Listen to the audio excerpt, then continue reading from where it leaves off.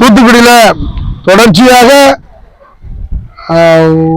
இந்த திமுக கூட்டணி பார்த்தீங்கன்னா ஸ்டெர்லைட் ஆலை விஷயத்துல அருணா ஜெகதீசன் அவர்கள் அறிக்கை குப்பை தொட்டியில போட்டுட்டு மிகப்பெரிய ஒரு பாதகத்தை தூத்துக்குடி மக்களுக்கு செஞ்சிருக்காங்க. அதே சமயத்துல தூத்துக்குடி படுகொலையை நிகழ்த்திய காவல்துறை அதிகாரிகளுக்கு பதவி உயர்த்தி கொடுத்து பக்கத்துல வச்சு பாராட்டு பரிசு கொடுத்தது திமுக.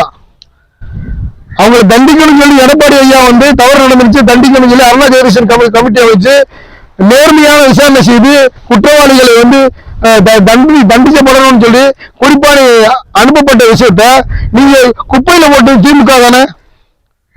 இந்த துரோகத்தை செஞ்சது திமுக தானே? இந்த துரோகத்தை தூத்துக்குடி மக்கள் மன்னிப்பார்களா? திருமதி கனிமொழி அவர்கள்